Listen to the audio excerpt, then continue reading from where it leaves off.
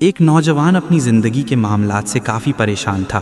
ایک روز ایک درویش سے ملاقات ہو گئی تو اپنا حال کہہ سنایا۔ کہنے لگا کہ بہت پریشان ہوں، یہ دکھ اور پریشانیاں اب میری برداشت سے باہر ہیں۔ لگتا ہے شاید میری موت ہی مجھے ان غموں سے نجات دلا سکتی ہے۔ درویش نے اس کی بات سنی اور کہا، جاؤ اور نمک لے کر آؤ۔ نوجوان حیران تو ہوا کہ میری بات کا نمک سے کیا تعلق، پر پھر بھی لے آیا۔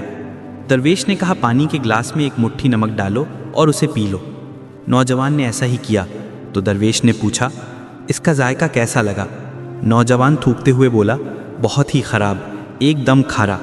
درویش مسکراتے ہوئے بولا، اب ایک مٹھی نمک لے کر میرے ساتھ اس سامنے والی جھیل تک چلو۔ صاف پانی سے بنی اس جھیل کے سامنے پہنچ کر درویش نے کہا، چلو اب اس مٹھی بھر نمک کو پانی میں ڈال دو اور پھر اس جھیل کا پانی پیو۔ نوجوان پانی پینے لگا تو درویش نے پوچھا، بتاؤ اس کا ذائقہ کیسا ہے؟ کیا اب بھی تمہیں یہ کھارا لگ رہا ہے؟ نوجوان بولا، نہیں، یہ تو میٹھا ہے، بہت اچھا ہے۔ درویش نوجوان کے پاس بیٹھ گیا اور اس کا ہاتھ تھامتے ہوئے بولا، ہمارے دکھ بالکل اسی نمک کی طرح ہیں۔ جتنا نمک گلاس میں ڈالا تھا اتنا ہی جھیل میں ڈالا ہے، مگر گلاس کا پانی کڑوا ہو گیا اور جھیل کے پانی کو مٹھی بھر نمک سے کوئی فرق نہیں پڑا۔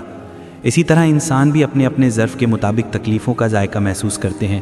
جب تمہیں کوئی دکھ ملے تو خود کو بڑا کر لو، گلاس مت بنے رہو بلکہ جھیل بن جاؤ۔ اللہ پاک کسی کی ہمت سے زیادہ کسی پر بوجھ نہیں ڈالتا، اس لیے ہمیں ہمیشہ یقین رکھنا چاہیے کہ جتنے بھی دکھ آئیں ہماری برداشت سے بڑھ کر نہیں ہوں گے۔